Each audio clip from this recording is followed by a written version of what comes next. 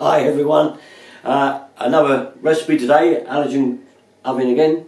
We're going to do one out of the family meals for a £5 cookbook, highly recommended by the way. And today we're going to do this maple ginger and soy roasted gammon, and it looks lovely, doesn't it? So without further delay, I'm going to pass you over to Jan, who's going to take you through the whole process. Hi there, right now what I've got here, I've got this maple ginger and soy roasted gammon, and it's done in a normal oven in this cookery book, but I'm going to have a go at doing it in the halogen oven. So I don't see it being any different. I'd need to heat the oven to 200 degrees, so I'm doing that with the halogen oven now. In here it's got 2 joints, but I've only chosen one, and cook for about an hour. I think it will be about an hour, judging by the size of it. So what I've done is I've taken it out of the packaging, I've rinsed it under the tub, dried it with some paper towel, and I'm going to now pop it in the tin foil, drizzle the oil over, wrap it up, and then pop it into the heated halogen oven. And that's, I've opened it up for you to see. Now I'm now going to turn it over completely, because obviously the halogen is bearing down on it all of the time, so that way I'm hoping that it will cook more evenly. Now the recipe says to take it out of the oven, get rid of the skin, so gently peel away. So take it out of the oven, let it cool for a little bit, gently remove the skin, and then score the fat.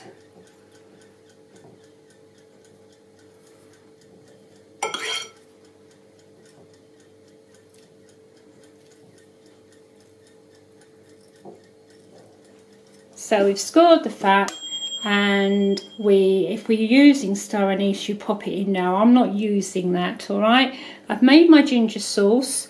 I've used ground ginger. I haven't got my own, I haven't got a piece of ginger, I've used ground ginger. I've got my soy and my maple syrup. I've halved what they've said because I've only got 1 joint. So I've just put 4 tablespoons of maple syrup, 3 of soy sauce, and I've just sprinkled some root ginger in, the ground ginger. And now this is all mixed up ready here in this bowl. And then what you have to do, you have to pour it over your joint.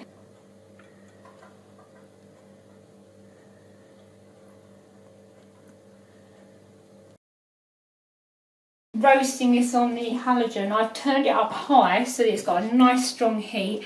And then I'm just going to, this is about 5 minutes into cooking, you can see it's beginning to brown nicely. It won't need very long, but I'm pouring this lovely ginger sauce back over so that that flavour penetrates through the bacon joint. So to summarise, what we've done with our bacon joint is we've cooked it in the foil. How long you cook it for depends upon how big your joint is. I turned it around. I do suggest you do that so it gets evenly cooked, so it doesn't dry out. If it's in the foil, it shouldn't dry out anyway. So you've drizzled your oil over, you've cooked it in your foil, you've taken it out, you've made your ginger sauce, you've scored your fat, you put your ginger sauce over it, and then you just bask it in the sauce. And when it looks like it's a nice golden brown and ready to come out, you take it out of your oven, which I'm going to give it another 2 or 3 minutes. It's cooking beautifully there. And then while that sits and rests on the side, I'm going to put this in the oven and pop my 2 rolls in, cook them off while we wait for that to be ready to cut. That's looking lovely now, so I'm going to take that out, pop that on the plate to cool just for a little bit, let it rest for a few minutes, pop these in, ready, pop it up high and cook the rolls off. Oh no, hang on a minute, we mustn't do it like that, because if we do it like that, we're going to completely burn the rolls. We need the spacer. Spacer's important, spacer's great. Too far from the spoon is a problem, too close it's a problem. There we are. So there we have our rolls, took about 5 minutes. There's the original recipe, and there's our one.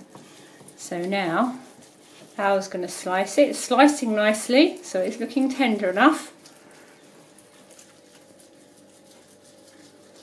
There he is, working away at it. You're going to try a bit? I think so. Now let's give it a go. I've cut a little bit off ready for me here. Wow, yeah, fantastic. Yeah, it adds a little bit of sweetness to it, you know, the flavour that goes in, and it gets rid of the salty taste. It's really absolutely tender and nice. It gives that extra dimension that makes it all worthwhile. You know, this is a lovely piece. So this is another one of our recipes. Thanks for looking. We've got loads more at our website, which you all know is derriton33.co.uk. Just go there, there's tons of other stuff on there. But if you really want a tasty, cheap joint of meat that is really lovely, this is the one. Thanks very much for watching, and I'll catch you next time. Bye bye.